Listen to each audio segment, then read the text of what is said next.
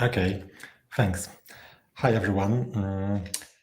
We can look at Allegro from different perspectives. One of them is a text perspective. There are over 250 million offers at Allegro. Each of them has a title and a description. Average description length is about 2000 characters. In total, all the descriptions have as much text as about 1 million medium-length books. But Allegro, it's not only products, it's also people who sell and buy them and communication between them. There is over 1 million messages sent daily from sellers to buyers and over 150,000 messages sent daily from buyers to sellers. Also, there are over 10,000 contacts with customer support employees daily over different channels, mail, chat, Messenger, WhatsApp. Let's have a look one more time at those numbers and think what we would need to do if we want to launch Allegro in a different country, in different language. So we can either create a platform from scratch or we can translate the current one. If we decide to translate the current one, what we need to do? We, of course, can't hire people, I mean, experts, professional translators, linguists, but this is quite expensive. Its cost of translating one standard sheet of paper is a few dozen zlotys. So in total, translating all the offers would be a cost in billions zlotys, so it's a lot. But even if we can afford this, it would take too long because a professional translator can translate up to 10 pages per day. So it would take years to translate the platform. So what we can do instead, we can use some online machine translation service like Google Translate, for example. Probably each of you have used Google Translate, and I guess you have the feeling that it works well and it is free. So it actually works quite well, but it's free only for private use. For commercial use, one have to pay, and it would pay quite a lot.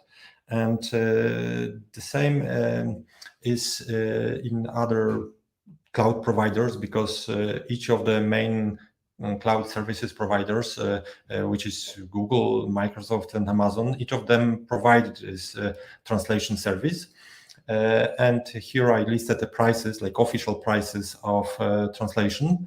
And each of them provide this service in two variants. One is a standard translation and one is customized translation, where the model is tuned to the customer data. Of course, this is more expensive, but the quality of translation is higher. In the right column, I listed estimated price for translating all the Allegro offers. As you can see, the cost is in millions of dollars. And it should be mentioned that large customers of public cloud providers, like, and for sure Allegro can be considered a large customer of Google, can negotiate more competitive prices. But even if we reduce this price, this unit price, a few times, even then the total price for translating offers is in millions of dollars. And it should also be mentioned that it's a not one-time cost, because new offers are constantly added to the platform. And also there is this communication I mentioned before, basically millions of messages that also should be translated. So question is, how can we save some money? We are a community of software engineers, so maybe we can build our in-house solution. So how could we do this?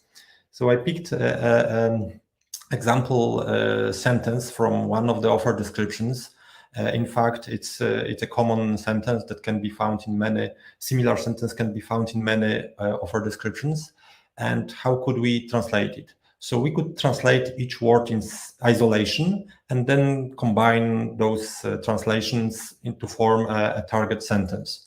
But a target sentence that's created in this way would probably not be good, would be not good enough. For example, you can see that there is word "oh" that was translated to "about," but it should not be translated at all. It should be, not present in a target sentence. Let's compare this target sentence with a, let's say, proper sentence that was translated by professional translator, by a human. And you can see that there are more differences. Not only there are words that do not have counterparts in a target sentence, there are also words like wybranego or koloru that have multiple corresponding words. Koloru was translated into the color, the article was added, and wybranego was translated into of your choice, into 3 words. Also, the order of words is changed. So clearly you can see that there are some rules that have to be applied in order to obtain translations. But how do we know when to apply which rule? So in order to do this, we need to understand the source sentence. So we need to parse the sentence and tag words with parts of speech. Then we can apply those rules. And this strategy or this approach is called rule-based machine translation. But the problem with this approach is that it is very complex because there are many of those rules, because language is alive and those rules are changing. New words are added to the language and the rules are changing. And so not only those systems are complex, but the translations they produce are of low quality. So the question is, can we do better? And the answer is yes, we can rely on data. We can accumulate a lot of data of target language. So in this case, a lot of data of English language, like documents. By the way, the text datasets are often called corpora in plural or corpus in singular. So we can collect or build a large corpus of English text and then build or train a language model. So what is a language model? Language model or causal language model, to be more formal, is a statistical model that tells us how probable is a given sequence of words. So it is important to note that language model does not tell whether a sentence is correct or incorrect. It just tells us whether the sentence, or more general, a sequence of words, whether it is likely to occur. So, for example, a phrase New York is much more common in English than Old York, but it does not mean that Old York is a wrong phrase. Someone in some context can use this phrase. Okay, so once we have a language model, we can build a machine translation in 2 steps. In the first step, we just produce translation candidates. How to do this is another question, but in the simplest form, we can just translate words in isolation, maybe add some synonyms of some of them, and then produce permutations.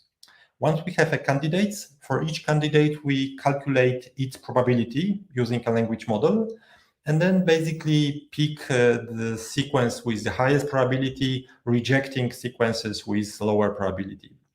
And this approach is called statistical machine translation.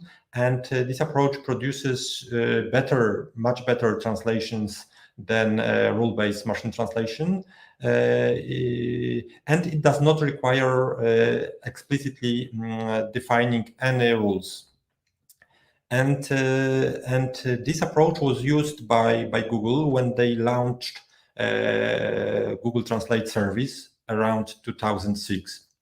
But those translations they are better than rule-based, but still they are not perfect. So people were working hard and trying to build even better machine translation system.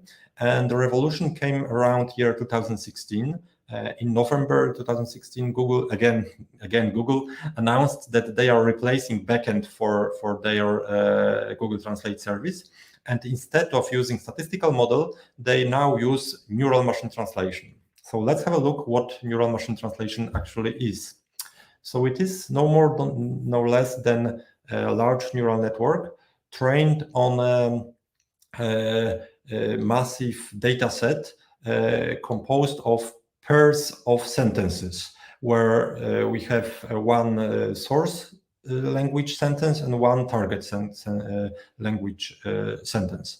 And it should be trained on a sentences translated by human. I mean, it should be trained on high quality translations. And the neural network is a learning algorithm that has good generalization abilities. So the assumption is that once we train on many of those pairs, and once we deploy the model to the production, it should be able to translate the new sentence, even if the sentence was not present in the training set. The neural network should be able to translate the sentence. Okay, so to build this kind of system, we need two things.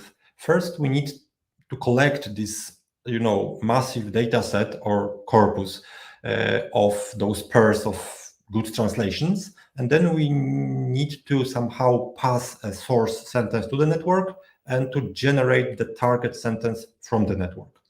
So let's have a look at the first problem. So the good source of translations is European Parliament proceedings, European Parliament proceedings. They are good because they concern many areas of life, from economy to healthcare to culture. And also the opinions expressed in Parliament are expressed by different people. So I mean by people coming from different backgrounds. Some members of Parliament are concise, some are more elaborate, some are emotional, some are constrained. And the richness of the language is beneficial. I mean, when we train a neural translation model, it's good to have a rich language. Another source is European Commission documents. Those documents also are about many areas of life, but they are more formal. So the language is not as rich, but still it's a good source of translations. Okay, another good source is movie subtitles. Again, movies are about many areas of life, and they are, there are comedies, there are dramas, there are documentaries, and the movies also are created by filmmakers from all around the world. So, from different cultures. And they have movie subtitles have one additional advantage, that each dialogue in a movie has a specific timestamp.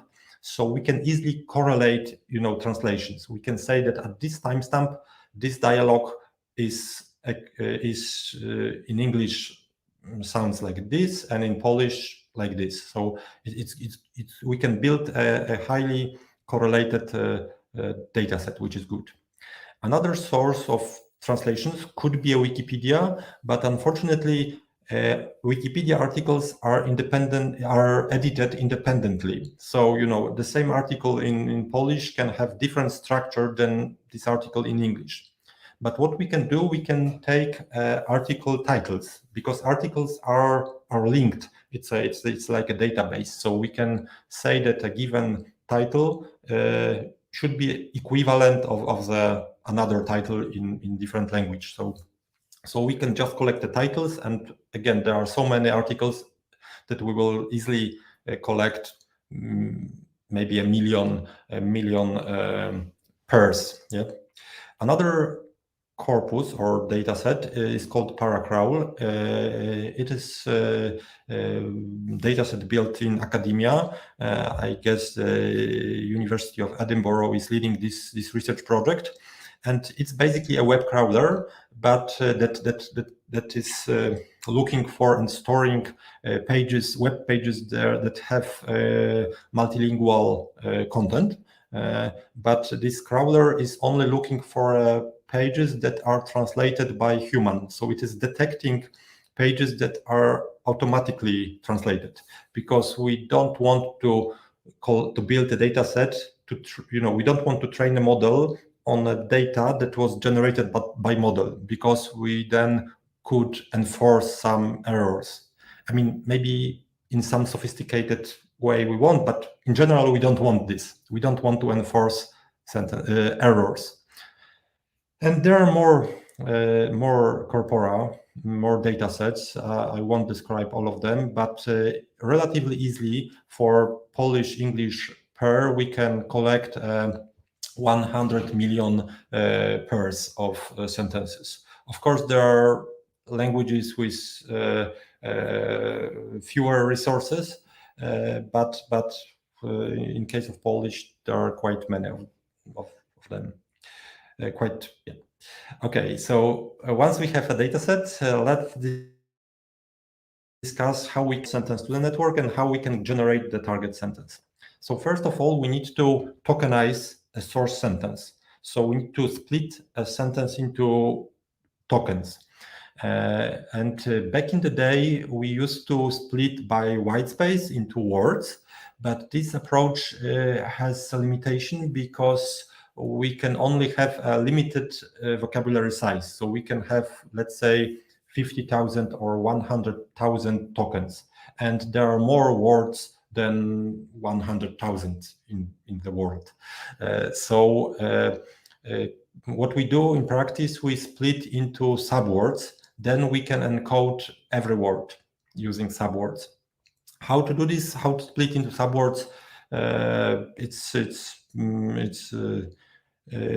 I mean, we can leave it for now, but let's assume that we know how to do this at this point.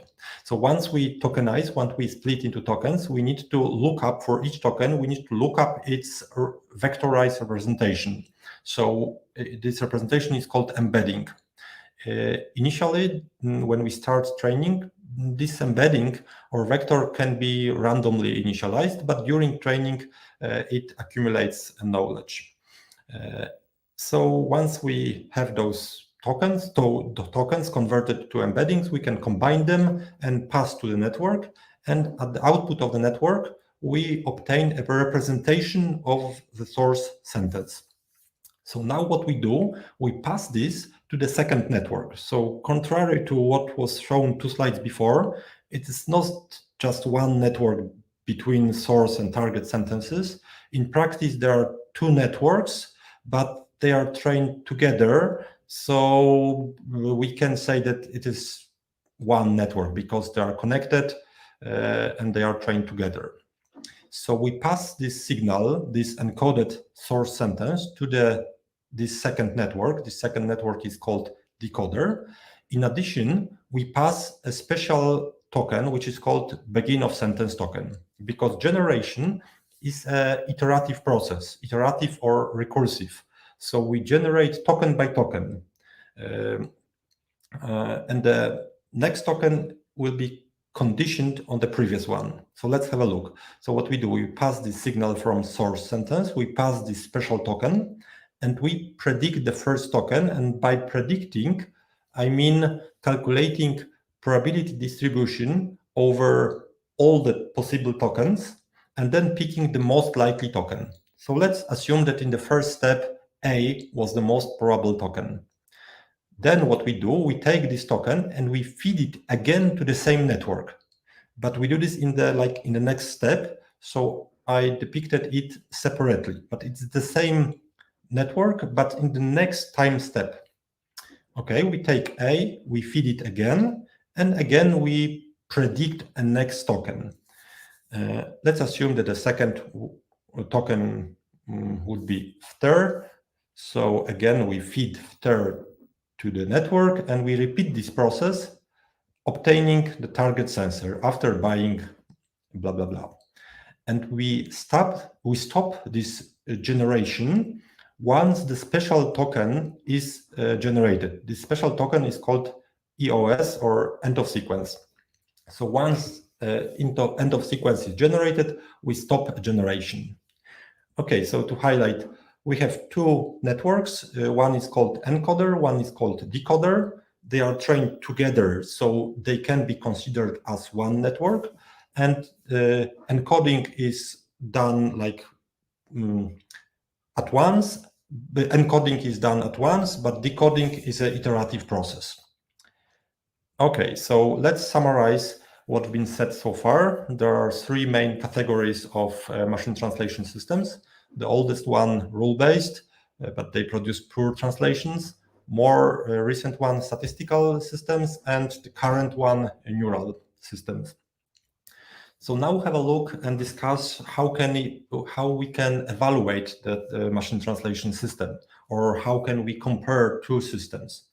As in case of any machine learning problem, we need to hold out some fraction of data and don't use it during training. So in our case, we have to hold out some fraction of those good translations during training, but use it to evaluate. So to do this, we feed to the network the source sentences, yes, and we obtain translations from our system. And we compare those translations with translations made by humans. Yeah, we can consider them as reference translations. But again, still it's not clear how to compare them. We could look for exact match, like only consider good translation if it is exactly the same as a reference translation. But then we would lose a lot, because sometimes the mistake is small. Sometimes, just one word is wrongly translated. So what we do in practice is we calculate a precision at the word level. So we basically count how many words from a machine translated sentence occur also in a human translated sentence. And we normalize by the total number of words in a translated sentence. So in this case, it's 4 by 6. Then we repeat this for bigrams, so pairs of words. In this case, only one bigram from machine translated sentence exists in human translated sentence. And then we repeat this process also for 3grams and 4grams, but in this case, there is no 3gram or 4gram that overlaps those two sentences. Then what we do, we divide by 4 and multiply by 100 to have a number from 0 to 100, and we obtain a score. This score is called blue. It's not a typo, because it's a French word, not English word, and it's the most common metric to evaluate machine translation systems. For sake of brevity, I omitted a few elements from this equation, but the main components are here. Okay, so one last thing before I do a live demo. So I would like to say that current neural networks are so powerful that they can do multiple tasks at once. So we can train a network to do multiple tasks. To do this, we need first to provide training examples that solve this additional task. And also we need to somehow tell the network which task it should solve. And we can do this by adding some prefix. So we can do this in natural language. Basically, for example, we can add a prefix translate into English. And if we prepend this prefix to every sentence, then we can also prepare different examples with different prefix, like, for example, translate into Polish. So, and if we train this network for a long time with those two kinds of examples, the network should be able to solve those two problems. I mean, to translate from Polish to English and from English to Polish. But moreover, we can specify even more diverse tasks, like, for example, we can ask a network to summarize a paragraph, yes, or to build a title based on offer description. Yeah. Again, if we prepare the training examples this way, then when we deploy the model to a production, it should be able to solve this task. Okay, now it's time for live demo. I hope you see my screen. Okay, I'm using a popular Hugging Face transformers library. I have to import it, and I need to import a tokenizer and a model we trained in my team. It's quite large model. It has almost 1 billion parameters, so around 3 gigabytes of memory, because this model can translate in 2 directions. We train it. Okay, so it's already in memory. So now I can create this pipeline. Okay, and we can try it. So because we train it in 2 directions, so I need to explicitly pass this prefix. And we could use natural language prefix, but we used a more technical one. We call it task 3, and also we specified to which, the direction to EN and the source language, which is PL. And now I can type something, let's say dobrze tu być, and let's try. It's good to be here. So the translation is not bad. Now let's try doing this in opposite direction. So to PL from EN. Okay, it's good to be here. Oops. Okay, dobrze jest tu być. So you can see that this back translation is not exactly the same as the source sentence, but it's okay. It's a neural model, so we don't have like a full control over what it's doing. But the important thing is that we expect the target sentence to be, grammatically correct. So I think we can say that it is correct. So now let's try translating this sentence from slides. Maybe I will copy it to make it. Okay, I guess this was poza kopię. Prosimy o wybranie koloru. Okay, let's pass it. After purchase, please enter the desired color. So the translation is not exactly this. It's not the same as a professional translator translated this sentence. But it's okay. The word "o" is not translated into "about," but the order of words is not ideal. Color is at the end, and professional translator changed the order of words. So now what we can do, we can calculate a blue, this score. I imported Sacre Blue, which is a popular library that implements this metric, and there is the method, the function sentence blue. Okay, I need to pass first. I need to pass this generated translation, and then I need to pass a reference translation. So let's copy reference translation. Okay, and one more thing, blue score allows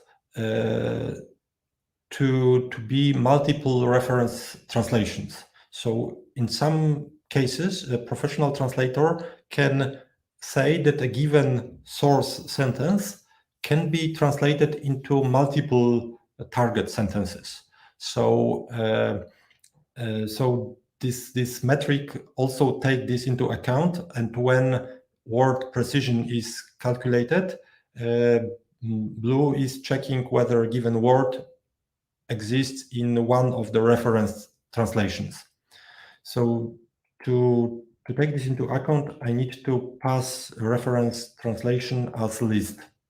In this case, we have just one translation, but in general, there could be many of them. So I'm wrapping this reference reference translation in square brackets, and also we need to call score, I guess.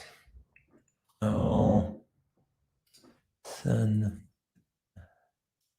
typo. Okay. So we can see blue is 10. So it's not much because blue is between 0 and 100, but it's not nothing. And also it should be mentioned that blue is meant to be computed over the whole data set. It should not be in practice. It's calculated on the whole data set, not on a single pair of sentences. Okay, I think at this point I can go back to my slides, and I think that's more or less that's all what I've prepared for you. If you have any questions, I will be happy to answer them. Karol, thank you very much. We have two questions, but we are out of time, and I'm really sorry for the technical issue in the beginning. So the question is, are you considering to deliver translated dual language offer descriptions to opt-in beta users to enable consistent model retraining on your own data based on human evaluation? Okay, so if I understood correctly, I mean it's good to collect the feedback from users. So if the system produces wrong translation and some end user will notices it, it's good to label such an example and to feed it to the model. This approach is called active learning, and it's very beneficial in any machine learning problem, but in neural machine translation as well. So in general, the question is, yes, it's good to do this. Yeah. Okay, thank you. So I think we have time for another question. So how do you solve cases when the input sentences are the same, but the translations are different? For example, movie subtitles versus Wikipedia. Okay, that's a good one. So if the sentence is a core, so it is possible that a source sentence has multiple valid translations, and if in our training set we have such cases, the network should learn it.